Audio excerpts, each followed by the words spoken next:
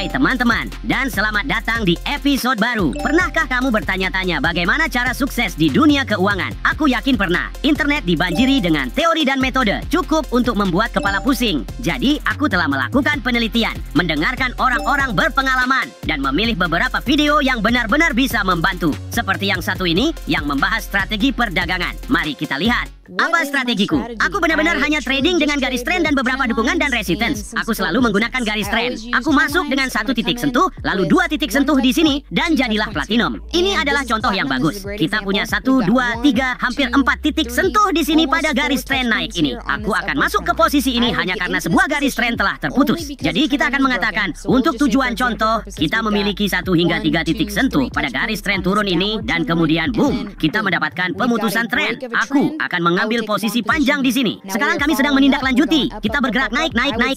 Aku akan tetap dalam posisi ini selama tren tersebut berlangsung. Dan indikasiku untuk mengetahui kapan hal itu tidak lagi mengikuti arah tersebut adalah ketika harga melanggar tren tersebut. Apakah aku tahu bahwa tanggal 2 Januari akan menjadi hari ketika platinum tidak lagi tren naik? Aku tidak tahu. Jadi, aku akan menutup posisiku dan mengambil keuntungan ketika harga platinum tidak lagi mengikuti tren yang sedang kuikuti. Itulah inti strategiku secara singkat. Terima kasih telah menyimak dan sampai jumpa di lain waktu.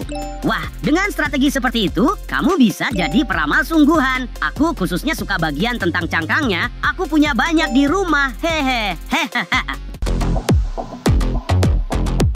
Tapi, sebelum kamu terjun ke perdagangan, kamu memerlukan modal awal, bukan? Nah, aku menemukan video tentang bagaimana meningkatkan danamu. Ambil buku catatanmu.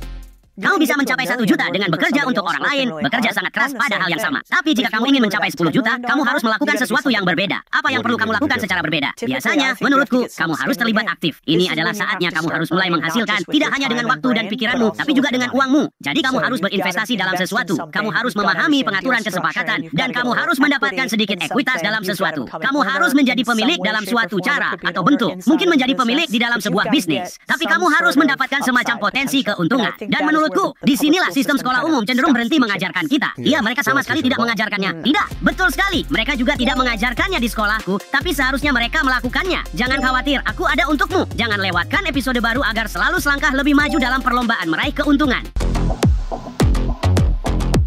Namun, apakah pengetahuan dan keterampilan benar-benar begitu penting untuk berdagang? Banyak yang mengatakan ini lebih tentang keberuntungan. Nah, mari kita dengarkan apa yang para ahli katakan mengenai topik ini. Apakah kamu percaya bahwa pedagang memiliki kesempatan yang adil jika mereka memiliki pendidikan yang tepat? Baik, ini pertanyaan yang bagus. Aku tidak memandangnya begitu. Jika kamu mempelajari permainan ini, dan kamu memahami bagaimana trading bekerja, dan kamu menjadi pedagang yang sukses, kamu mempelajari analisis teknikal, kamu mempelajari aksi harga, kamu mempelajari tentang manajemen risiko, yang berarti sold order. Pasar saham memberikanmu alat menakjubkan ini, yang dapat melindungi risiko penurunanmu. Apa artinya itu? Artinya, jika aku memasang 100 saham untuk dibeli pada harga 50, aku dapat memasang sesuatu yang disebut dengan stop order pada harga 49,5. Sehingga jika perdagangan berbalik melawanku, aku tidak akan mengalami kerugian. Aku dapat mengidentifikasi seberapa banyak aku bersedia untuk merugi. Dan jadi, pikirkan ini, aku benar-benar bersedia. Aku bersedia kehilangan $50 untuk menghasilkan $200 setiap hari dalam seminggu. Tapi aku tidak mau mengambil risiko 200 untuk mendapatkan 50. Karena jika aku mengalami 1 kerugian dalam perdagangan, aku membutuhkan 4 kemenangan untuk kembali ke titik impas. Jadi, aturan permainan perlu diidentifikasi, perlu dipelajari oleh semua orang. Ketika seseorang menjadi pedagang yang sukses, mereka tidak khawatir tentang apa yang dilakukan oleh institusi tersebut. Analisis yang tepat dan mengetahui cara menggunakan alat yang benar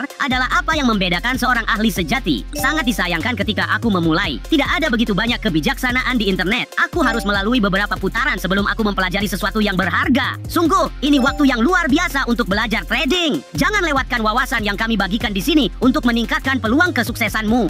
Sampai jumpa di episode berikutnya, teman-teman. Tekan tombol like, bagikan video ini dengan temanmu. Dan ingat, hamster adalah kekuatan. Satu untuk semua dan semua untuk satu.